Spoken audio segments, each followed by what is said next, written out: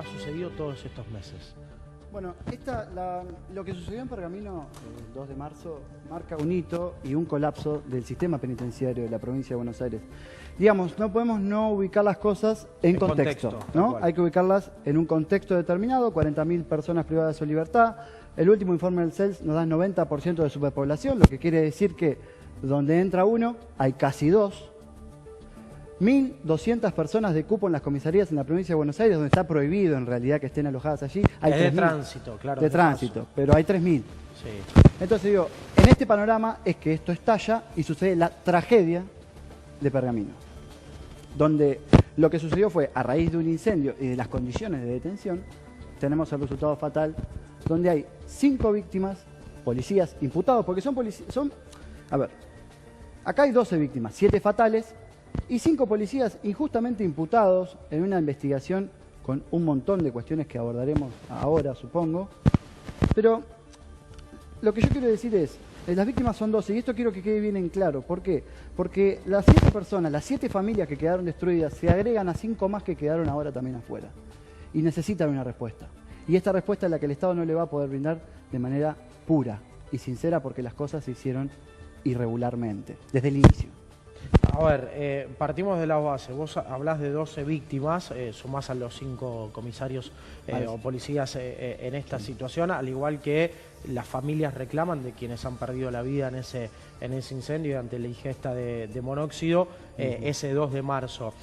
¿Desde qué lugar los policías hoy revisten en tu carátula y en tu análisis y en la defensa como víctimas de este hecho? Por esto que vos citabas en el comienzo del sistema, digo, yo en tal caso como trabajador defino, digo, en base a mis condiciones tengo responsabilidad también y puedo decir, bueno, estas responsabilidades y las herramientas no son las adecuadas. Claro, ¿qué pasa? La imputación de abandono de personas herido de muerte no fue automática. Sí. Es decir, sucedió el hecho, se confeccionan las actas policial y el acta de la fiscalía, y la causa empezó a avanzar. Al principio no fue abandono de personas seguido de muerte. Como ustedes saben, a lo largo del avance de la misma, se fueron presentando en el expediente determinadas agrupaciones, asociaciones, que fueron aportando elementos o intentaron reunir a las víctimas, porque este es el otro problema. Las víctimas hoy en día en la provincia de Buenos Aires no tienen la representación que tienen que tener. Entonces, estos colectivos de víctimas, la Comisión Provincial por la Memoria, etcétera, se presentan en casos de estas características. Sí. A lo que voy es, ¿por qué son víctimas? ¿Por qué? Bien, son víctimas porque están siendo injustamente imputadas de un delito que no cometieron. No solamente no cometieron un delito, sino que prestaron la ayuda necesaria para que esto se solucione.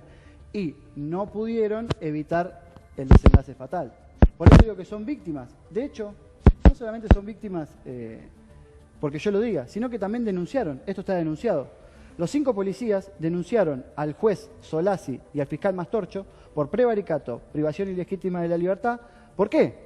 Por esto, justamente, y falsa imputación. Justamente por esto, por esta razón de que se los imputa cuando ellos obraron como tenían que obrar. El abandono de persona, te agrego, es un delito de carácter intencional. Lo que quiere decir es que lo que tiene que demostrar el fiscal es la intención de los policías de dejar al desamparo a esas personas. Si el policía demuestra que ofreció todos los medios para salvarlos, no puede haber abandono de personas. Y en ese sentido, ¿con qué pruebas cuentan hoy para comprobar? Nosotros tenemos los llamados que se hicieron efectivamente en horario. También tenemos el llamado que se hizo al señor agente fiscal, y esto es fundamental. Ni bien sucede el hecho, Alexis Eva, el oficial Eva, es el que se comunica con el secretario del fiscal, el señor Fontana. Y aquí es donde viene lo que nosotros pedimos que se aparte el fiscal de la causa. Porque sí, digo, en eso va en consonancia también con los que piden las familias, ¿no? Claro, sí. ¿Por qué? Porque no están debidamente representados. Y les explico por qué. El día del hecho se confeccionaron 2 actas en paralelo, una policial y una en la sede de la fiscalía. O casualidad que en el acta que hizo el señor agente fiscal, el señor fiscal Fontana, el secretario de Fontana, el fiscal es Mastorcho, dicen que ellos se hicieron presentes en la comisaría a las 19 y 20 horas. Síganme con esto, 19 y 20 horas. El incendio, obviamente, fue previo a eso. Se da la casualidad que 19 y 20 horas ya el incendio había sido apagado. Sí. Pero no nos tenemos que olvidar que al día siguiente del hecho, 3 de marzo de 2017, el señor agente fiscal Nelson Mastorcho habló con Mariana Fabiani en la televisión abierta en vivo a las 2 de la tarde y lo que dijo es que él y sus secretarios se hicieron presentes en la comisaría 18:45. Lo que quiere decir que tenemos algo raro, me parece.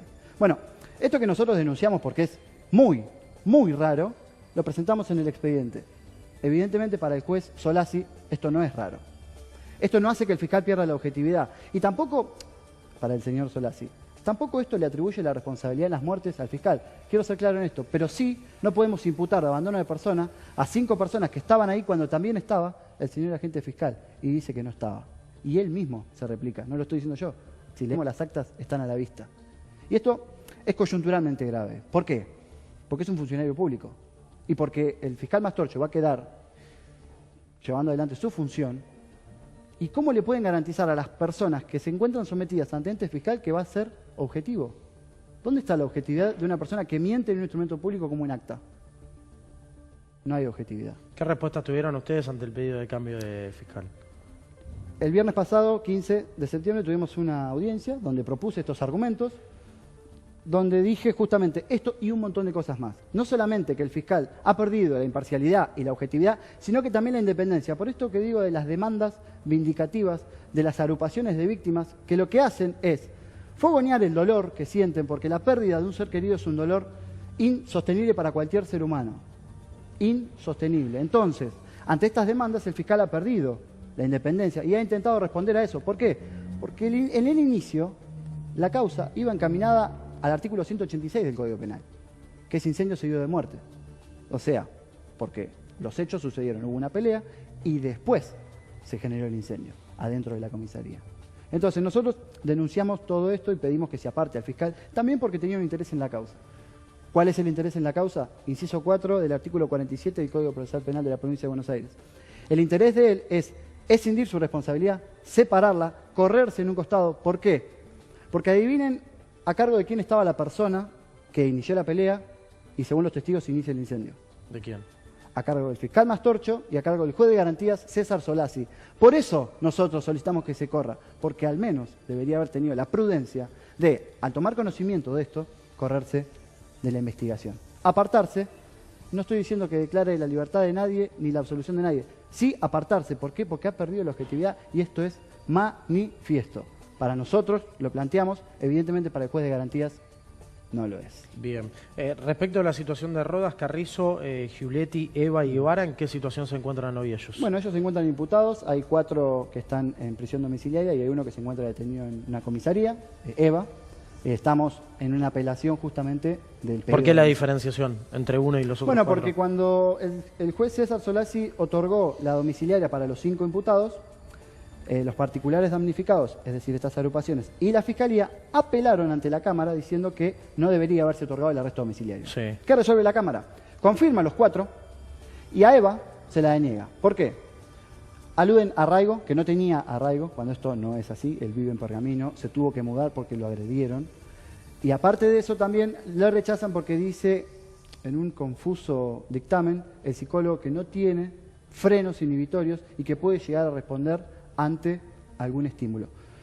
Se suele ver esto en los dictámenes, no son claros, no dicen nada, por eso nosotros continuamos con esto porque no es claro y se priva de la libertad de una persona solamente para responder a ciertas demandas por parte de la opinión pública. Pero no porque en los hechos, y lo mismo pasa con la imputación, no porque en los hechos se encuentre algo. Se lee el expediente y se ve claramente que lo que hay es una fatalidad y un colapso del sistema. ¿Por qué? Había un habeas corpus del juego de garantía número 3, donde decía expresamente a todo el Poder Judicial de Pergamino, no violen el cupo, no violen el cupo. 18 personas había detenidas, el 19 que entra, ¿a cargo de quién estaba? De Mastorcho y de Solazzi. Viola el cupo, inicia la pelea, inicia el incendio, todo. Eso está comprobado. Sí, está comprobado en el expediente. Digo porque no es un dato menor en base a los mensajes, por lo menos que se han filtrado por parte de familiares, de quienes estaban en ese momento detenidos en esa comisaría, de que corría seriamente riesgo su vida. Bueno, algo que después, con el correr de las horas, se fue comprobando. Bueno, a la claridad de los hechos me remito con las 7 víctimas fatales, pero también familiares que fueron reprimidos en la puerta de la comisaría. Sí, hablar ese día, la conmoción que generó, y uno lo entiende. Y cuando uno... uno es abogado, defensor de las personas imputadas, pero también tengo un parámetro de ética de lo que es la justicia. Y acá se está obrando mal. Acá se está obrando mal. Y la gente necesita justicia, necesita una respuesta. No solamente los 5 policías injustamente imputados, a quienes represento, sino estas 7 familias que no van a poder llegar a ninguna respuesta concreta con una investigación viciada desde el inicio. Y te quiero decir algo de los mensajes. 18:43, 18:44 salen los últimos mensajes de la celda número 1, donde estuvieron los 7 fallecidos juntos. En ese momento es donde estaba el señor Fontana, secretario del fiscal, en la comisaría. Por eso es que no quiere decir que estaba ahí. Porque de decir que estaba ahí, 18:45 y no 19:20, como en realidad dijeron, estaba cuando las personas se estaban asfixiando. Y esto nosotros lo denunciamos y lo dijimos claramente, están las actas. No se nos oyó, y no solamente no se nos oyó, sino que se nos dijo que no, en un cuestionable resolutorio del juez César Solasi. Y después de ese enfrentamiento y cuando comienza el incendio, los comisarios, ¿qué estaban haciendo, supuestamente? ¿Quién? El comisario Donza. El comisario estaba adentro. ¿Y los policías, los imputados? ¿Qué pasó? Los policías, hay una persona que se le dice el imaginaria. El imaginaria es quien está adentro de los calabozos, adentro de la zona de calabozos, no en los calabozos, está separado por una reja. Cuando empiezan a prender el fuego, esta persona tiene que salir. ¿Por qué? Por el humo. Ahí es donde se inicia el incendio, en el pasillo de la celda 1. Ahí es donde se inicia el incendio y ahí es donde dan aviso a la policía, a la fiscalía, a los bomberos y al GAD. Porque no nos olvidemos de esto. El grupo GAD es el que tiene que entrar. La policía no está autorizada, no tiene los elementos. Y ahí voy sobre ese tema. No tiene los elementos para ingresar. Un colchón en llama viva, a esta altura, haciendo así, en 4 minutos levanta 500 grados de temperatura. Lo que quiero decir es lo siguiente. El guante del bombero cuando tocó se le derritió. Y le exigen a los policías que entren a sacar ese candado. No tiene sentido. Y no solamente eso, sino que el señor agente fiscal, con un aire un poco altanero, dice que él llegó a la comisaría y no pudo entrar al calabozo, al sector de calabozos, por el humo que había. Y después sale a imputar a los policías porque no entraron. Entonces, lo que él no hubiese hecho, se lo dice que se lo haga. O sea, una persona tiene que entrar a inmolarse cuando en realidad quisieron entrar. Porque esto es lo otro, los bomberos lo declaran. Cuando ellos están tirando agua y no pueden entrar al sector de calabozos porque la reja estaba atada con una toalla, y después la abren, rompen la toalla y entran, porque así fue. En ese momento, el que le da la llave es uno de los policías, que no la encontraban, eso es cierto, no la encontraban, pero cuando la encuentran, los que entran son los chicos. Está la declaración del jefe de policía, Caporale, donde dice y le pide a los chicos que dejen de entrar. Brian Carrizo, principio de asfixia, policía. Sin los elementos, entró... ¿Y a quién se le adjudicaría la responsabilidad de que ellos hayan podido prender fuego? Porque en teoría no deberían tener ningún elemento. No deberían, ni hablar. El personal de seguridad se tiene que encargar de que eso no entre, pero sabemos, las personas que estamos en el ámbito, que esas cosas ingresan. Ahora, no puede atribuírsele el hecho de la muerte a 5 policías porque había un encendedor adentro, si es a lo que apunta. Sí, no por acusar a ellos, pero hay una falta de control ahí, no sé si por parte de los policías o de las direcciones de la penitenciaría, claro. Efectivamente. Lo que pasa es que si estaríamos discutiendo eso, sería una cosa. Acá estamos discutiendo un abandono de persona. Es decir, la animosidad por parte de los policías de dejar que se asfixien. Porque eso es lo que se dice, eso es lo que se imputa. En la carátula de la causa. Claro, esa es la carátula. Respecto de tiempo, ¿qué es lo que viene por delante? Digo, en un cuadro de situación que es muy complejo, en base a lo que vos vas contando y lo que vas relatando, donde también tenemos un caso emblemático que ha sucedido en Magdalena hace muchísimos años atrás, y el proceso recién de declaración ha comenzado hace pocos días atrás. Sí, ¿cómo sigue esto? Bueno, ahora tenemos una resolución de la Cámara pendiente. Nos rechazaron la recusación. Todo esto que decía yo pedí que se aparte al señor agente fiscal Nelson Mastorcha. La presentación del viernes de la semana pasada. Exactamente. Esa presentación fue rechazada por el doctor César Solasi en una cuestionable resolución. ¿Qué hice? Ayer presenté el recurso de apelación en la Cámara. En 5 días debería, en principio, haber una respuesta. ¿Por qué? Por la negativa o por la positiva respecto del apartamiento del señor agente fiscal.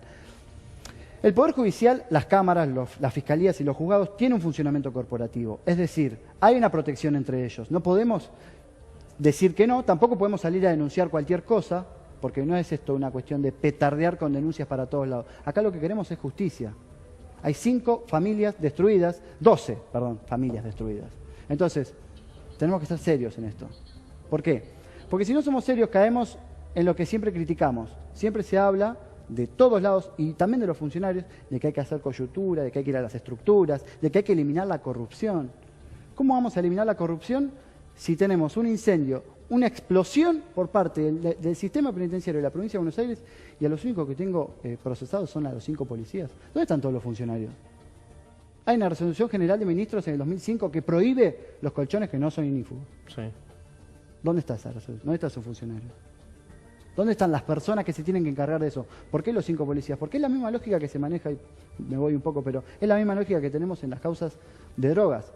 Tenemos sí, es una cadena, ¿no? De hechos desafortunados y erróneos, porque si no hubiese habido fuego, si no hubiese estado el colchón, no hubiese pasado nada de esto. Exactamente. Tenemos causas que se ven, ¿eh? Entra un camión por la frontera con 300 kilos de cocaína, 3 bananas arriba, cae y al único que tengo detenido es al conductor. El Poder Judicial no está preparado para atacar a las estructuras. Por eso la corrupción es un problema. Porque no se puede dar respuesta. Y en todo esto, las víctimas tienen que tener una respuesta. La merecen. Y la respuesta que están teniendo es nula a comparación de lo que en verdad...